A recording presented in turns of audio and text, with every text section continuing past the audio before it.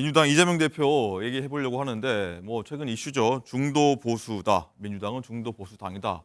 굉장히 후폭풍이 좀 만만치 않고 많은 얘기들이 나오고 있는데 오늘도 이와 관련된 얘기들이 여야에서 오갔습니다. 한번 들어보시죠. 이재명 대표가 민주당은 중도 보수 정당이고 앞으로 한국 사회의 오른쪽을 맡아야 한다고 했습니다. 자동차 핸들을 오른쪽으로 안 돌리겠다고 말하면서 우회전을 하겠다는 소리 아닙니까? 저런 민주당은 훔친 작물을 대단한 개혁이라도 되는 듯이 선물처럼 나눠주며 산타클로스 흉내를 내는 중입니다. 민주당은 우리 당 정책의 껍데기만 베끼고 있습니다. 혹시 그거 아십니까, 여러분? 뜨아라고? 웃는 거 보니까 아시는군요. 뜨거운 아메리카노. 반대말이 뭐죠? 그런데 뜨거운 아이스 아메리카노를 원하는 사람들이 있어요. 그렇게 말하면 안 되죠. 뜨아 이런 게 어디 있어요? 이게 황당하다 그 말입니다. 형용 모순이라고 해요.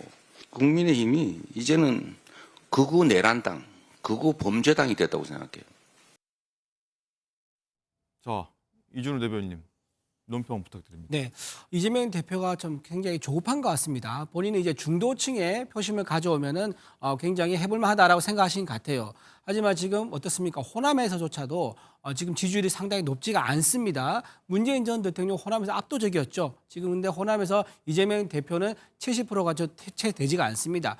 그러다 보니까 중도층한테 끌어와서 호남에서 부족한 표를 메우려고 하는 게 아닌가 이런 생각이 드는데 그 마음은 이해하지만 이렇게 당의 정체성까지 당원, 당규 이런 것까지 혼자서 바꿔버리는 그런 정당에 대해서 역시 1극 체제는 다르구나. 혼자 1극, 혼자 정점 있는 사람이 모든 것을 다 결정해버릴 수 있는 정당은 다르구나라는 생각이 좀 들고요. 더군다나 노란봉투법이라든가 국회 증가법 통해가지고 기업 옥죄기 비판이 굉장히 많이 일었지 않습니까? 그런데도 불구하고 중도 보수다. 우리가 보수는 기업의 자유와 기업의 어떤 특혜가 아닌 기회를 주는 쪽으로 이런 식으로 가는 게 보수인데 마치 자기들이 그랬던 것처럼 하는 거는 또 다른 사칙에 불과하다. 과거에 검사 사칙이 있었었고요. 뭐 총각 사칙이라는 말도 있었었죠. 근데 지금은 보수 사칙을 하는 게 아니냐.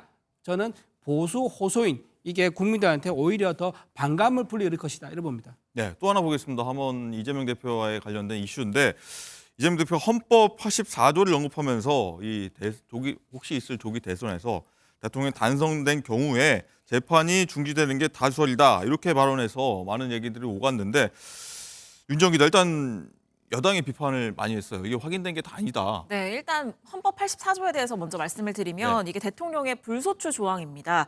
이 대통령이 내란 또는 외환죄를 범한 경우를 제외하고는 이 재직 중에 형사상의 소추를 받지 않는다는 내용을 담고 있는데요. 그런데 이게 현직 대통령의 경우에 해당이 되는 거고 이재명 대표의 경우에는 이미 지금 재판을 받고 있는 상황이기 때문에 이게 혹시나 이재명 대표가 대통령에 당선이 된다면 이게 재판이 이어질지 중단될지를 두고 지금 의견이 팽팽하게 엇갈리는 상황입니다. 이재명 대표 지금 모두 4개의 재판을 받고 있는데 만약에 당선이 된다면 피의자가 대통령이 되는 선례가 없는 일이 벌어지는 거거든요. 그렇기 때문에 이게 지금 해석의 영역으로 넘어가 있는 상황입니다. 이걸 두고 지금 여당에서는 굉장히 크게 비판을 하고 있습니다. 주진우 법률자문위원장의 경우에는 이미 하던 재판까지 멈춘다는 규정은 없다. 이 대표 자기만을 위한 기교적인 해석이다. 이렇게 지적을 했고요. 또 유승민 전 의원은 김칫국부터 드링킹하는 모습이 가관이다라면서 임기 중에 재판을 두고 이런 말들이 나오는 건 이 자체가 대한민국의 국격을 떨어뜨리는 부끄러운 일이다. 이렇게 지적을 했습니다. 자, 시간이 없어서 한번 두 분께 간략하게 한번 말씀을 드려야 될 것 같은데 일단 이승훈 부위원장님, 일단은 조기 대선이 열린다고 하면은 이 문제는 먼저 정리를 하고 대선에 들어가는 게 낫겠다는 의견도 좀 있거든요. 이재명 대표가 대통령이 될 시에 임기가 끝날 때까지 재판이 중단되는 게 맞냐 하는 비판인데 어떻게 보십니까? 일단 이런 논란 자체는 좀 지속될 것으로 보여져요. 특히 대선 경선 기간 때는 또는 대선 본선에서도 굉장히 문제가 될 것으로 보여지는데 학계에서는 의견은 나뉩니다. 다만 헌법에 대통령에 대해서는 내란죄, 외환죄를 제외한 나머지 죄에 대해서는 기소조차 못하게 돼 있거든요. 그래서 실제 국민의힘에서도 수사조차 못한다라고 하면서 윤석열 대통령을 비유한 적이 있어요. 그런 측면에서 봤을 때 그리고 또 국가 안전성, 그리고 대통령을 결국 국민의 다수의 의사로 뽑는 것인데 그런 대통령이 원활하게 국정을 수행할 수 있도록 내란죄와 외환죄를 제외하고는 소추조차 못하게 했기 때문에 결국 재판도 중단되어야 되는 것이 맞다라고 보는 것이 좀 다수결적 측면이 있고요. 또 미국의 트럼프 대통령도 마찬가지였죠. 그리고 결국에 이런 부분이 또 국민의힘에서 문제를 제기한다라고 한다면 또 이런 부분이 헌법재판으로 갈 가능성이 높아서 결국 법적 불안정성은 있습니다만 결국 국민이 선택한 대통령이 이재명 대표가 된다라고 한다면 결국 84조의 다수설에 따를 것이다라고 저는 보고 있습니다. 네. 이준 대변인. 예, 대통령이 되기 전에 이런 시작된 재판에 대해서 만약에 대통령이 된다 그러면 이것을 중단한다. 이게 만약에 허용이 되지 않습니까? 네. 그러면 유력 정치인들, 즉 사법 리스크가 있는 모든 유력 정치인들은요. 본인이 대통령이 되는 것에 모든 것을 걸게 됩니다.